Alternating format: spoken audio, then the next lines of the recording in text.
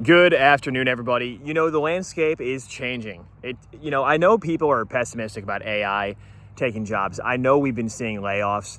I know that there's so much going on with everything.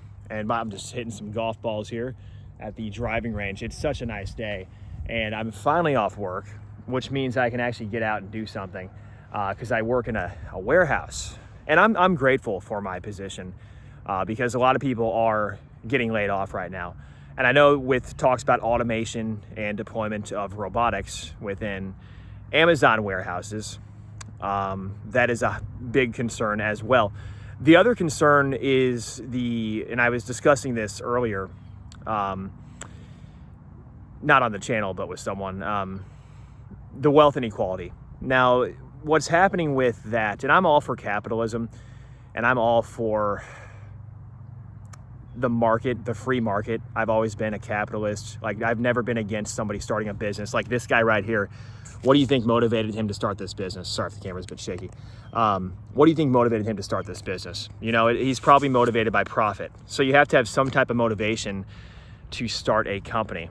That's one of the reasons I do this YouTube channel. I would like to see my earnings grow over the long term, but ultimately I enjoy doing it too. So it's a win-win, and I don't even consider this work. I'm just out here having fun, and if I could do this every day of my life, I would be more than grateful.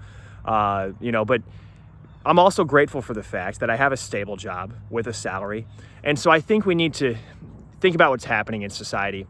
I was just watching a video about the phases of the middle class and what happens to a middle class, and it goes through cycles, and there's basically 8 phases, and it says the U.S. is on the 7th phase. Now, obviously, there's a lot of videos like that, but I found it interesting because the historical dynamics that we see with other societies, the Romans, the French, the British, all of these declines in the middle class that we've seen and we continue to see, he's basically kind of painting an eerie picture of where we're at as a country, especially as AI continues to widen the wealth gap, especially as all the investment gains go to the owners and shareholders. Now, if you're not one of those people, it can be more difficult because asset prices keep going up, right?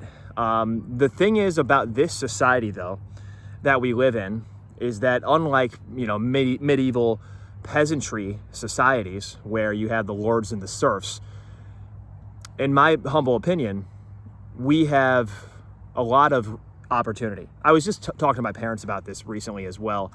I was trying to explain to them because they said the kids have it so hard these days, and they're baby boomers, so they're actually empathizing with my generation, the Millennials and the Gen Z, saying the job market's harder, everything's harder. But I also pointed out to them that the opportunity to start a business, the barrier to entry to start your own YouTube channel, and I know it's always the YouTube channel. Everybody always says, Joe, just start a YouTube channel, just start uploading videos. This video might get 100 views, but it's the fact is those 100 people, if I can help one person, that's a good day, And so I hope this video finds somebody who may be searching for opportunity in what seems to be a broken system. And I only make maybe, a couple $100 a month on the channel, but it's enough to pay for my driving range. This is part of the income from, so on my days off, I'm able to do a couple things, but it's one of those things where with AI automation, it can seem very dystopian. It can seem like we're entering this lords and serfs type environment. But now with all the technology we have, there is abundant opportunity, in my personal opinion. Still, you could argue that I think there's 2 or 3 billion people out there still who have not discovered YouTube. And I'm just using that as an example. But also the internet in general. I think there's 2 or 3 billion or something crazy people who have never seen the internet, have never gotten online. Isn't that interesting? In 2025. So that's kind of what I'm going to be focused on, is targeting those 2 or 3 billion people, Lord willing. And I'm going to try to make more videos on, financial content and all kinds of stuff. Maybe I'll branch out, but that could be your opportunity too. But I would recommend focusing on a niche. I try to focus on, retirement planning, cash flow, dividends, growth, all those different categories of investing, value. I try to cover a wide spectrum because I love talking about investing. I could do it all day. I love talking about the markets. I love talking about news happening in certain stocks in the market and everything going on. So it's just one of those things I've really enjoyed, and I continue to enjoy it.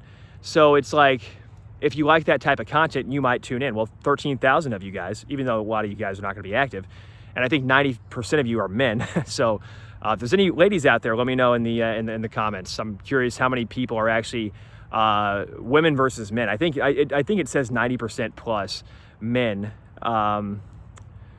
Yeah, so that's interesting. And I think it's like 25 to 49, but you have to find your target audience, right? So that's kind of my target audience, but you might have a different target audience, and it might not even be on YouTube. It might be on some other, you could go to Instagram, try to sell stuff. You could argue it's oversaturated. You could have said the same thing 10 years ago. You could have said the same thing last year. People are still growing 6-figure businesses online, still growing 7-figure businesses. Now, I've not done that yet, but I'm in the process of hopefully being able to do that. And each video I make, I don't care how many I have to make, I'm going to get there someday. As long as I'm still on this earth, Lord willing, I'm going to try my darnest to achieve my dream. And you should too. Life is short.